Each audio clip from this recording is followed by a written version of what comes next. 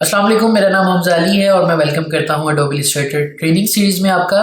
आज की इस क्लास में हम लोग देखने वाले हैं कि इलस्ट्रेटर के अंदर लेयर्स का क्या पर्पस होता है, लेयर से आप क्या क्या काम कर सकते हैं और लेयर्स के साथ किस तरह से काम किया जा सकता है। तो without wasting any further time आइए स्टार्ट करते हैं।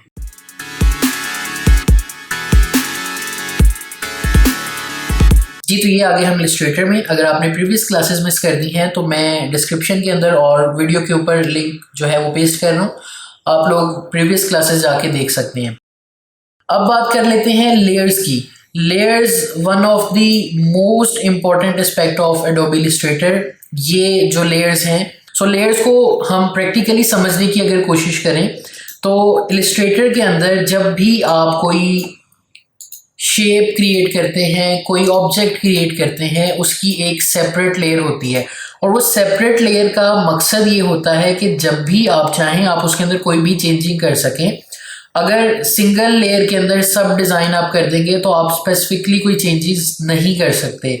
लेट्स सपोज मेरे पास यहाँ पे 4 शेप्स हैं, 4 सर्कल्स, 4 शेप्स हैं, तो इसकी 4 ही लेयर्स मेरे पास इलस्ट्रेटर का जो लेयर पैनल है उसके अंदर मौजूद होंगी।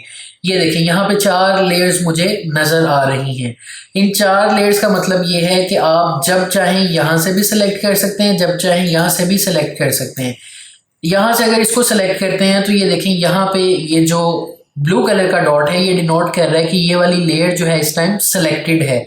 आप इसको मूव करवा सकते हैं, आप इसको रोटेट कर सकते हैं, जो भी काम करना चाहे आप कर सकते हैं। लेकिन लेयर्स का एक्चुअल मतलब समझने के लिए मैं एक काम करता हूँ, मैं इन सबको अलाइन कर देता हूँ एक दूसरे के साथ, ताकि हम इसका जो एक्चुअल मतलब है, इनका पर्पस है, वो हम समझ सकें। अब इसको अगर मैं सेंटर अलाइन करके इसका जो साइज़ है वो थोड़ा इंक्रीज कर दूं और यहाँ पे मैं लेयर सेलेक्ट करता हूँ सेकंड वन। मैंने सेकंड लेयर सेलेक्ट की और उसका कलर मैंने ब्लैक कर दिया और मैंने 4th लेयर सेलेक्ट की और उसका कलर जो है मैंने ब्लू कर दिया। लेकिन यहाँ पे हमें जो है वो रेड कलर नज़र आ रहा है कि एक सर्कल का कलर रेड है, लेकिन इसके बिहाइंड बाकी लेयर्स भी मौजूद हैं जिनके कलर कुछ और हैं। हमें कैसे पता चलेगा? जैसे ही मैं इस लेयर को, इस शेप को थोड़ा सा साइड पे करूँगा तो ये देखें नीचे ब्लैक है, क्योंकि यहाँ पे सेकंड पे ब्लैक है इसलिए ये इसके नीचे आ रही है।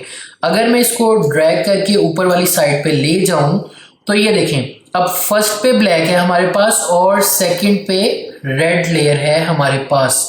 सो इसका मतलब ये है कि अगर ये जो ब्लैक वाली लेयर है इसको मैं इस रेड के ऊपर लेके आऊँ तो इसको डोमिनेट करेगी। वो इसलिए क्योंकि नंबर 1 के ऊपर ये है। सिमिलरली अगर मैं ये चाहता हूँ कि इस लेयर को मैं सबसे एंड पे ले जाऊँ तो एक तरीका ये है कि आप इसको यहाँ से पकड़ के इस तरह ड्रैग करके एंड पे लेके जा सकते हैं। लेकिन अगर आपका कोई इस तरह का डिज़ाइन है जो बहुत ज़्यादा कॉम्प्लेक्स हो गया, उसमें बहुत ज़्यादा लेयर्स मौजूद हैं, तो आप सिंपली क्या करेंगे, राइट क्लिक करेंगे और अरेंज में जाएंगे और सेंड टू बैक। इसकी की है शिफ्ट कंट्रोल और ब्रैकेट, ठीक है, लेफ्ट ब्रैकेट। मैं सिंपली इसके ऊपर मैंने किया सेंड टू बैक, ये देखिए ये सबसे बैक पे ये वाली लेयर चली गई। अगेन हम इसको अलाइन करते हैं, मैं आपको एक बार दोबारा से समझाने की कोशिश करता हूँ। ये देखिए मेरे पास टॉप पे मैरून है, वो यहाँ पे भी मैरून शो हो रही है, उसके नीचे रेड है, ये देखें, फिर रेड के नीचे मेरे पास ब्लू है, ये देखें, उसके बाद मेरे पास ब्लू के नीचे ब्लैक है। ये सब चीज़ें हमें तब काम आएंगी जब हम कोई इलस्ट्रेशन क्रिएट करेंगे, हम कोई लोगो डिज़ाइन करेंगे, कॉम्प्लेक्स डिज़ाइन करेंगे क्रिएट, तब हमें पता चलेगा कि लेयर्स की इम्पोर्टेंस क्या है। लेयर्स का बेसिक कॉन्सेप्ट समझने के बाद अब ज़रा इसको थोड़ा सा हम इसकी जो बाकी प्रॉपर्टीज़ हैं उनको समझने की कोशिश करते हैं। यहाँ पे मेरे पास ये वाला सर्कल है, अगर मैं इसको लॉक करना चाह रहा हूँ, लॉक करने का मतलब क्या होगा कि इस लेयर को लॉक कर दिया जाए तो ये लेयर एग्जैक्टली यहीं पे रहेगी, सेलेक्ट नहीं हो पाएगी लेकिन आपको शो होगी। ये देखें, यहाँ से अगर इसको लॉक करना है ना, सिंपली ये जो आपको एम्प्टी स्पेस नज़र आ रही है इस लेयर के साथ, आप इसको यहाँ से लॉक कर सकते हैं। लॉक कर देने का मतलब ये है कि ये लेयर यहाँ पे रहेगी, विजिबल रहेगी, आपको नज़र आएगी, लेकिन आप इसमें कोई चेंजिंग नहीं कर पाएंगे, इसको मूव नहीं करवा पाएंगे, इसको रोटेट नहीं कर पाएंगे जब तक ये लॉक्ड है।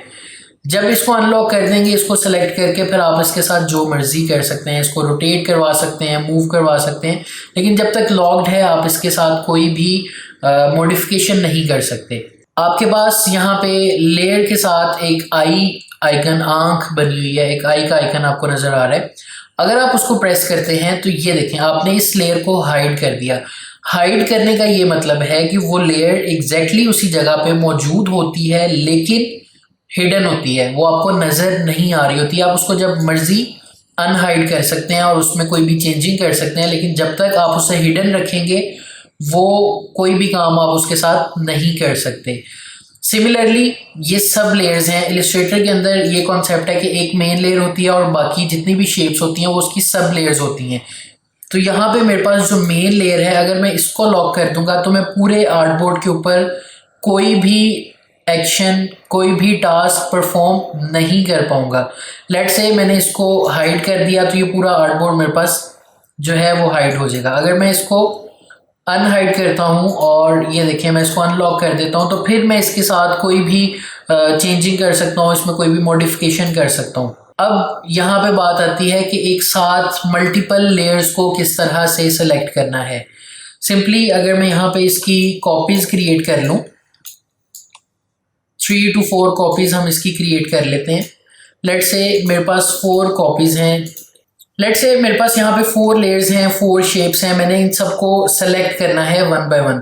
एक तो तरीका ये है कि आप यहाँ पे इसको सेलेक्ट करें डायरेक्ट सिलेक्शन के थ्रू, शिफ्ट की प्रेस करके रखें, इसको सेलेक्ट करें, फिर इसको और उसके बाद इसको। लेकिन दूसरा तरीका यहाँ है, लेयर पैनल में जाएं, इसको सेलेक्ट करें, शिफ्ट की प्रेस करें, ये देखें, और साथ साथ सेलेक्ट करते जाएं। अगर आपने 2 शेप्स को सेलेक्ट करना है और इस शेप को नहीं सेलेक्ट करना तो आप इसके ऊपर इसको सिंपली स्किप कर दें और ये 2 शेप सेलेक्ट हो जाएंगी। अब आप इनको सिंपली ग्रुप कर सकते हैं। Ctrl+G प्रेस करने से ग्रुप हो सकता है। इन 2 शेप्स को मैंने जो है वो ग्रुप कर दिया है और ये जो 2 लेयर्स हैं, 2 शेप्स हैं, ये इंडिपेंडेंट है।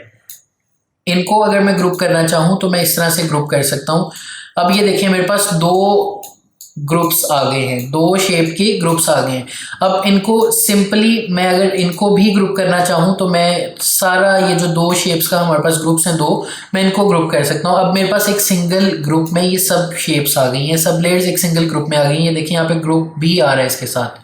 सिंपली अगर इसको आपने अनग्रुप करना है तो आप इसको राइट क्लिक करके यहाँ से अनग्रुप कर सकते हैं। अभी याद रखें आपने जो 2 ग्रुप से उनको ग्रुप किया है और उनको अनग्रुप कर दिया आपने।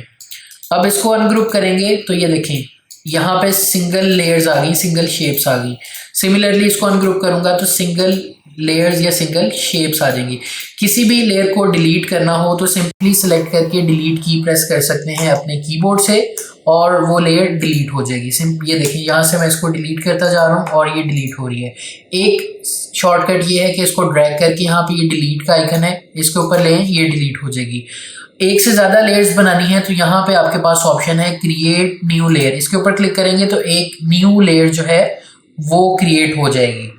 लेयर मैनेजमेंट बहुत ज़्यादा इंपॉर्टेंस रखते हैं। जब भी आप कोई लोगो डिज़ाइन कर रहे हो, आप इलस्ट्रेशन डिज़ाइन कर रहे हो, उसके अंदर आपका काम आसान करने में एक बहुत अहम रोल प्ले करते हैं। ये अगर आप लेयर मैनेजमेंट सीख लें, कौन सी लेयर ने ऊपर वाली साइड पे आना है, कौन सी लेयर ने एंड पे आना है, तो आपका काम बहुत ज़्यादा आसान हो जाएगा। जी, तो ये थी क्लास हमारी लेयर्स के बारे में। मैंने कोशिश की कि बहुत बेसिक लेवल के ऊपर जाके आप लोगों को बताया जाए कि लेयर्स क्या होती हैं, आप इनको किस तरह से मैनेज कर सकते हैं, किस तरह से लेयर को डिलीट किया जा सकता है। अगर आप लोगों का कोई क्वेश्चन या क्यूरी है तो आप लोग कमेंट बॉक्स में मुझे पूछ सकते हैं। अगर आप लोगों को ये वीडियो पसंद आई तो लाइक, शेयर एंड सब्सक्राइब कर दीजिएगा। मिलता हूँ आपसे नेक्स्ट क्लास में, तब तक के लिए अल्लाह हाफिज़।